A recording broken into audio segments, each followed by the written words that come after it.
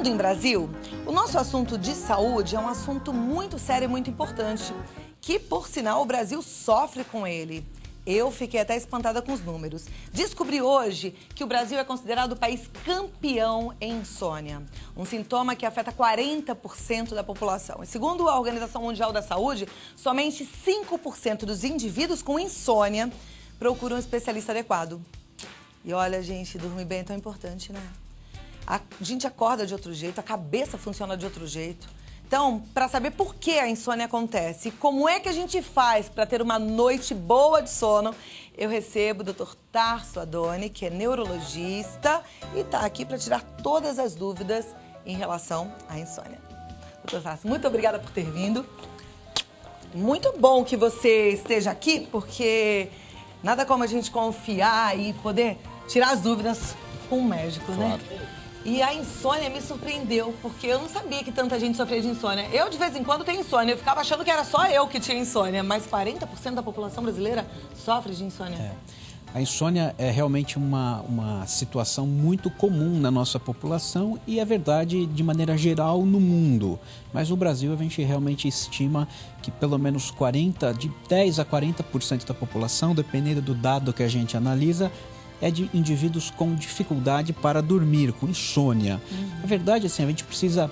A primeira mensagem que eu gostaria de deixar clara é que a insônia, ela é um sintoma. A gente precisa saber que a insônia pode ser a manifestação de uma doença que o médico precisa investigar. Então, habitualmente, a insônia é um sintoma que acompanha a depressão. Então, é uma situação em que o médico, a partir da consulta, da conversa, consegue saber se a insônia faz parte de uma condição médica que tem um tratamento específico. Boa parte das pessoas que têm insônia, a gente não consegue descobrir nenhuma doença que possa estar se manifestando como insônia. Um dos sintomas daquela doença é insônia. Nesses casos, a gente chama isso de insônia primária. Então, aquela pessoa que foi adequadamente investigada pelo médico, o médico não consegue descobrir nenhuma situação que facilite o acontecimento da insônia, a ocorrência da insônia, e aí então nós chamamos isso de insônia primária, a insônia como doença. Esta insônia, é claro, ela precisa ser adequadamente diagnosticada e o que a gente diferencia, todos nós na vida já tivemos em algum momento uma insônia, uma noite mal dormida, alguns 2, 3, 4 dias mal dormidos. Isso é algo esperado em determinadas situações. Então, o indivíduo que, por exemplo, perde o emprego, o indivíduo que tem uma frustração sentimental, ele fica vítima de violência, por exemplo, ele fica por alguns dias realmente com dificuldade para pegar no sono, ou ele até pega no sono, mas não consegue se manter dormindo. Porque a insônia, ela pode ser definida ou como uma dificuldade para pegar no sono, ou aquele indivíduo que até pega no sono razoavelmente bem, mas que acorda depois de algum tempo e tem dificuldade para voltar a dormir. Ou até mesmo aquele indivíduo que aparentemente dorme, mas acorda pela manhã com um cansaço tão grande que parece que ele não dormiu. Então, o sono leve, esse sono que não é profundo, também é considerado insônia? Sim, se o indivíduo não consegue se manter dormindo, isso também é considerado insônia. A gente conversou com uma telespectadora que sofre de insônia e ela até relatou pra gente o que ela sente, né? O cansaço, a dor física. E eu vou mostrar e eu queria que você assistisse junto com a gente agora. Claro. E até para você que está em casa, estabelecer uma certa empatia, porque eu acho que o problema, por exemplo, da dona Joana é parecido com o seu. Dá uma olhadinha.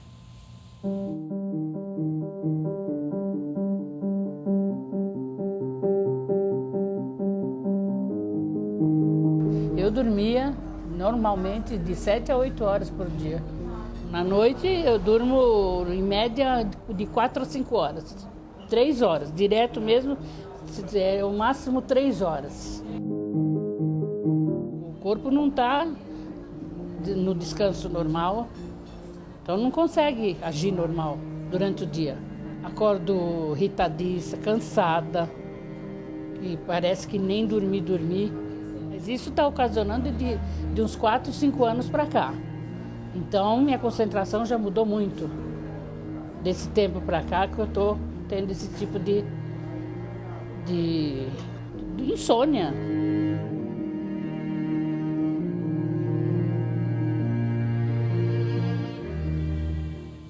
E a concentração muda mesmo, né? Uma noite mal dormida tira a nossa atenção. Sim, sem dúvida. Uma noite de sono não reparadora faz com que a pessoa no outro dia fique irritada, fique desatenta, fique pouco produtiva, com uma sensação de cansaço inexplicável. Então, uma noite de sono não dormida, mal dormida, repercute muito no dia seguinte. Tanto isso é verdade que uma das técnicas de torturas que se usa é tentar manter o prisioneiro, o indivíduo acordado, sem dormir. E para dar uma noção de como a privação de sono pode ser ruim para o dia a dia da pessoa, ainda mais quando isso se mantém ao longo do tempo. No caso da dona Joana, seria importante ela ser submetida a uma avaliação por um especialista, porque ela já está há 5 anos, diz ela, com dificuldade de sono. Precisa ver se não existe nenhuma condição médica, como, por exemplo, uma doença muito comum chamada apneia obstrutiva do sono, que faz com que a pessoa tenha microdespertares ao longo da noite e que não faça com que ela tenha um sono reparador. E é uma doença diagnosticável com um exame de polissonografia. A pessoa dorme uma noite no hospital, no laboratório de sono, e tem esse diagnóstico e é plenamente tratável. Tem gente que tem medo desse exame. Eu vou fazer esse exame e vou mostrar aqui na televisão para você ver como é. Compromisso, hein? Não, o exame é um exame simples, é só uma noite em que a pessoa, em vez de dormir em casa, ela vai dormir num laboratório de sono. É um quarto convencional, a diferença é que ela vai ficar monitorizada. Então, vai ficar com um aparelhinho no dedo para ver como é que está a oxigenação do sangue dela durante a noite, como é que está o grau de contração muscular, principalmente os músculos ao redor do olho, que é um parâmetro importante para a gente. Mas aí quando a pessoa vai fazer esse exame, ela não fica muito agitada e aí piora o quadro de insônia? Não, na verdade o que a gente faz, a gente orienta que a pessoa vá fazer o exame exatamente nas mesmas condições, usando os mesmos medicamentos que ela habitualmente vem usando, para tentar reproduzir o mais fielmente possível no ambiente do laboratório de sono, do exame, o que está se passando na casa dela. Ok, a gente vai mostrar aqui, pode ter certeza, viu? Deixa eu perguntar uma coisa. Enquanto eu pesquisei um pouco e tentei entender um pouco esse assunto, que é a insônia, eu vi na internet até, e eu acho que as pessoas fazem muito isso, a gente busca muito resultado na internet, que é comum as pessoas, a partir de uma determinada idade, terem insônia. É verdade? Aí existe um pouquinho de controvérsia. O que a gente sabe é que conforme o indivíduo vai envelhecendo, a arquitetura normal do sono, o nosso sono ele tem basicamente 2 fases. Uma fase que a gente chama de sono não REM, que é a primeira fase, são 4 estágios, é um sono mais superficial, que vai se aprofundando até chegar na fase 4, que é o do sono mais profundo. E aí então ele entra numa fase chamada de sono REM. REM é uma sigla em inglês que significa movimento rápido de olhos. Esse momento do sono REM é o momento em que o indivíduo perde completamente o tônus muscular, ele fica completamente relaxado, exceto a musculatura do diafragma, porque ele precisa continuar respirando, e a musculatura que movimenta os olhos. A partir daí, ele volta novamente a passar pelo estágio não REM, fase 4, fase 3, fase 2, fase 1, e novamente inicia-se um novo ciclo. O indivíduo, quando ele dependendo da faixa etária dele, mesmo crianças, tem um outro tipo de arquitetura, tem uma outra distribuição de proporção nessas fases do sono, o indivíduo, após os 60 anos de idade, ele passa a ter uma transformação dessa arquitetura do sono e as diferentes fases acabam tendo tempos, porcentagens diferentes ao longo da noite.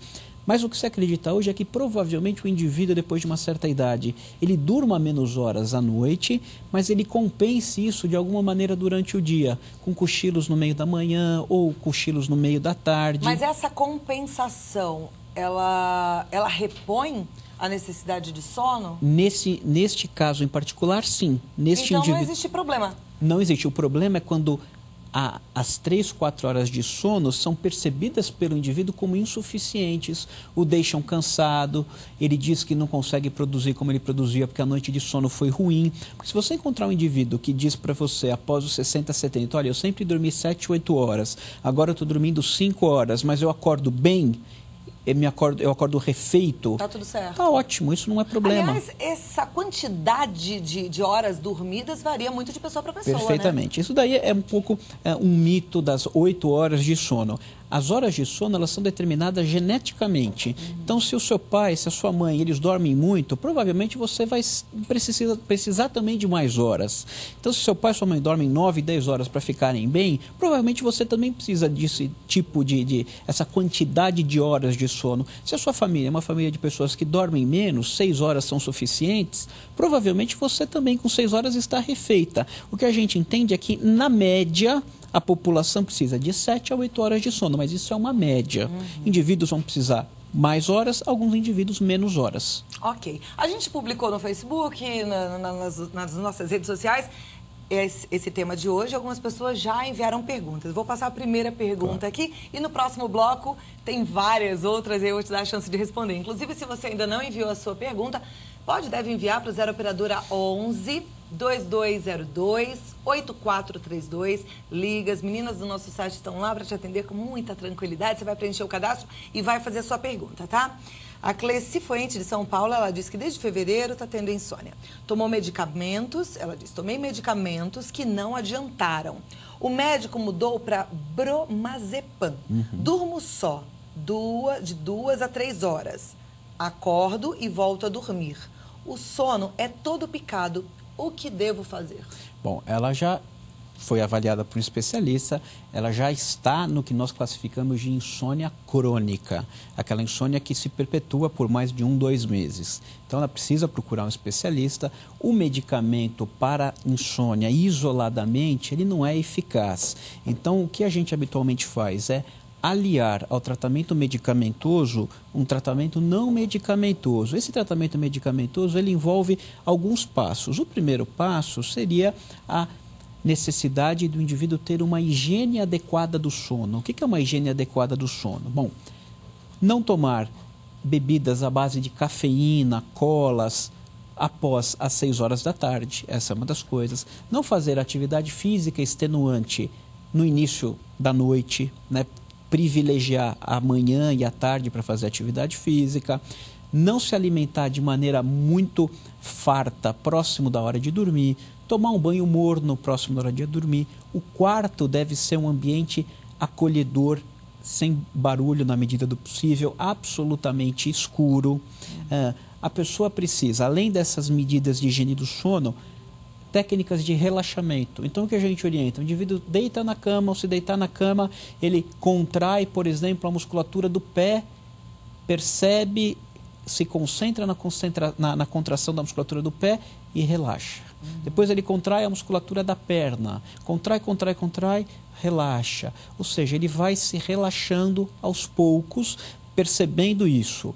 Além disso, uma coisa que é fundamental, a cama não é feita para outra coisa a não ser dormir e as atividades do casal. Agora, fora desta situação, não é para ler na cama, não é para comer na cama, não é para ter televisão dentro do quarto, não é para ficar com o iPad, não é para ficar com o iPad. Todos esses hábitos são absolutamente contraproducentes para o indivíduo que tem uma noite de sono adequada. Então, a cama é feita para dormir.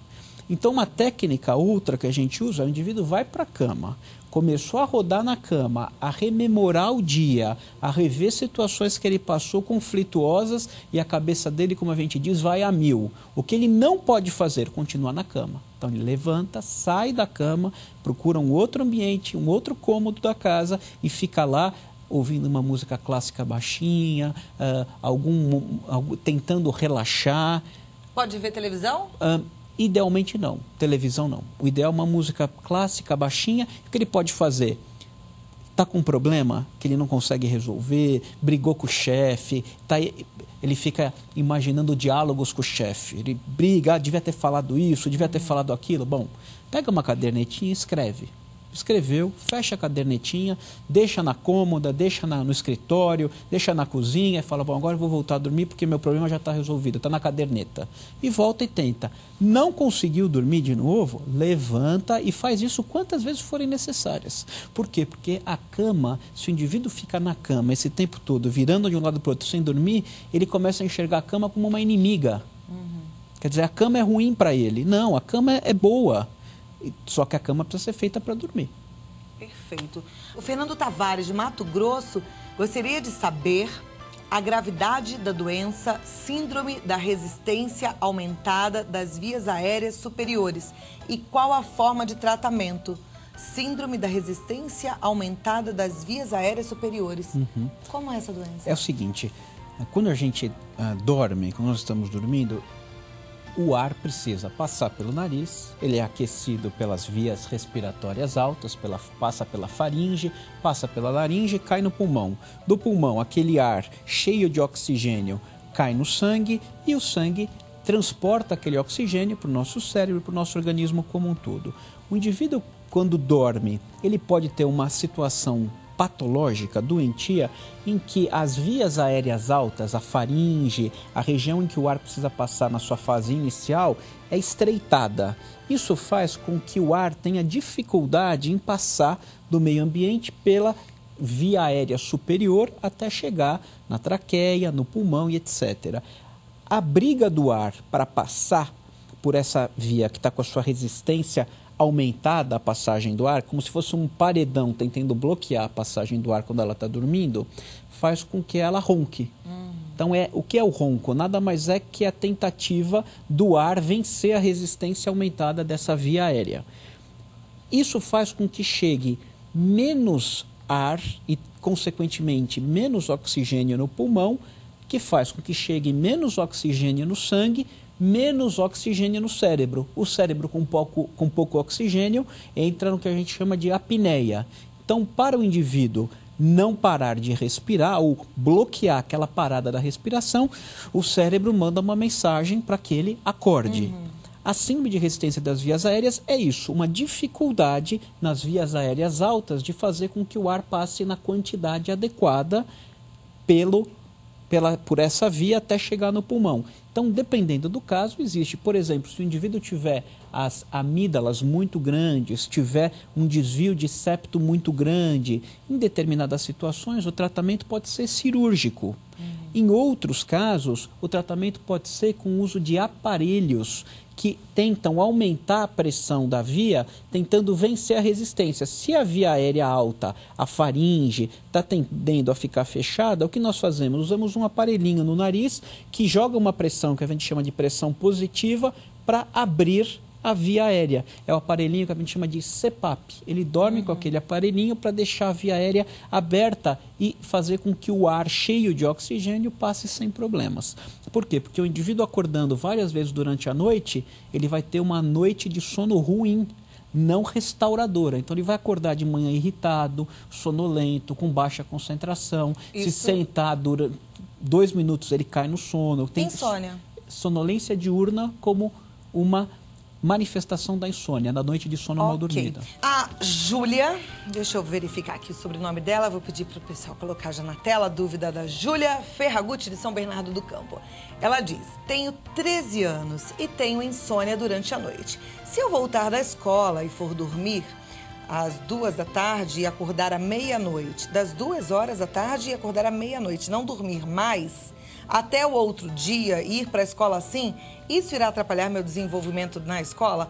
Eu acho que ela está trocando a noite pelo dia, né? Ela quer dormir a tarde inteira até meia-noite. Exatamente. Provavelmente o que está acontecendo, ela está tendo poucas horas de sono, menos do que ela necessitaria durante a noite, porque ela não consegue pegar no sono por algum motivo que precisa ser estudado melhor.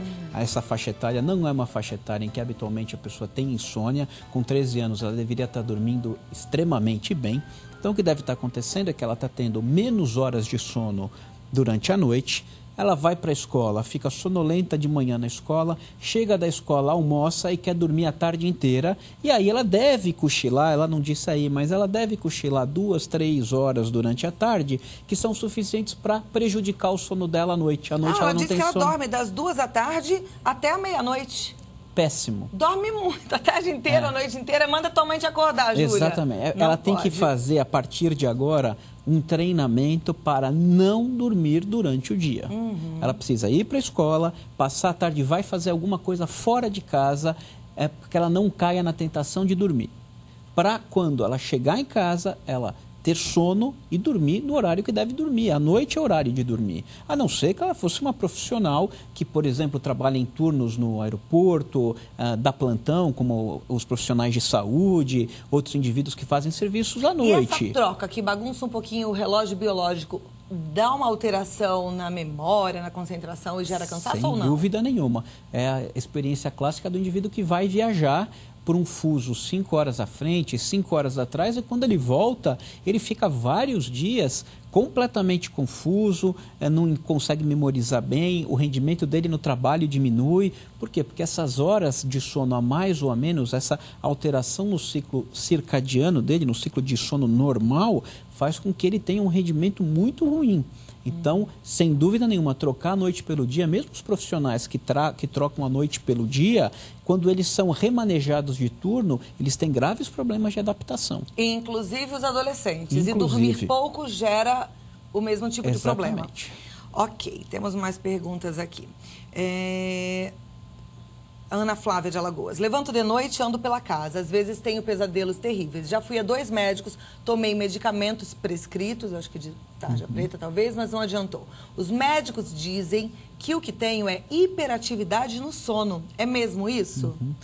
O que acontece, sim, existem o que nós chamamos de parassonias. Parassonias são alguns distúrbios que podem acontecer em paralelo ao sono normal. Um desses distúrbios, classicamente, é o sonambulismo. O sonambulismo acontece, habitualmente o sonambulismo começa no final da infância, na adolescência e tende a desaparecer espontaneamente na vida adulta.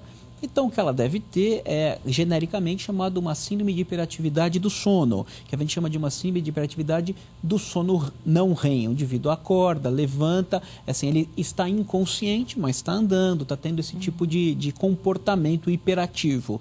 Isso tende a ser algo transitório e com o passar dos anos, o início da vida adulta, isso tende a desaparecer. Habitualmente não traz maiores problemas, a família deve só tomar cuidado em tirar objetos perigosos, ela não deve dormir próxima de uma janela, habitualmente no andar térreo, medidas gerais de proteção do ambiente. Ok. A Lídia Margarida e outros telespectadores eu estou vendo aqui que dizem que tem depressão e insônia. Tem uma relação, como você já disse, e a pergunta é o que fazer nesse caso? Nesse caso, o que a gente precisa fazer é tratar a depressão. A verdade é que a insônia ela é uma das manifestações da depressão. A depressão ela cursa com diminuição da iniciativa para fazer as coisas, alteração do apetite, insônia, uma falta da capacidade de concentração, uma tristeza imotivada. A insônia nada mais é do que mais um dos sintomas da depressão. Então, o que precisa ser feito? Precisa ser tratada a depressão. A Neiva diz que sonha muito e tem o sono agitado. Isso é um problema? A maior parte das vezes isso só pode se tornar um problema se isso repercute no desempenho dela no dia a dia. Se ela tem os sonhos vívidos, mas que esses sonhos não a prejudicam no seu desempenho durante o dia, isso não é um problema. A Maria Darcy pergunta... Ela diz que sofre de insônia há muito tempo, fez um exame e deu síndrome das pernas inquietas. Por quê? E isso é uma síndrome que muita gente tem também, né? Exatamente. Síndrome das pernas inquietas é algo extremamente comum. A gente estima que 15% da população tem a síndrome das pernas inquietas. Síndrome das pernas inquietas é uma necessidade, é uma situação caracterizada pela necessidade que a pessoa tem obrigatoriamente de movimentar as pernas. Ela começa a ter sensação de queimação, formigamento, eventualmente cãibra, dor, pinicamento nas pernas, que só são aliviadas se a pessoa movimenta as pernas. Isso habitualmente começa final da tarde, começo da noite ou naquele momento em que a pessoa acabou de entrar na cama. Ela acabou de deitar na cama, começa essa sensação que só é aliviada se ela movimentar as pernas, levantar, dar uma volta e voltar para a cama. Então, isso é mais uma das coisas que pode levar à insônia. Sem dúvida nenhuma. Sem dúvida nenhuma. A Janice gostaria de saber qual é o médico indicado para quem ronca muito? O especialista? O especialista é um neurologista e o neurologista, dependendo da avaliação que é feita, ele pode encaminhar um colega otorrinolaringologista para, se for o caso, fazer uma correção de desvio de septo, fazer uma correção de um problema de amígdalas muito grandes. Para concluir, doutor, nosso tempo acabou, tem outras perguntas, vou passar todas para o doutor. O que a gente deve falar para a população em relação à insônia? Que a insônia tem tratamento, ela precisa ser corretamente diagnosticada, ver se não tem nenhuma causa tratável que possa estar sendo responsável por aquela insônia e existe tratamento. Perfeito, procure. O contato do Dr. Tarso Adoni, que é neurologista, é o www.d de dado, F de faca, V neuro, dfvneuro.com.br. O Dr. Tarso Adoni é médico atuante no corpo clínico do Hospital Sírio-Libanês e veio aqui participar do nosso programa e eu sou muito grata, muito obrigada. Tenho certeza que os telespectadores aprenderam bastante sobre esse assunto importante. Obrigada, viu?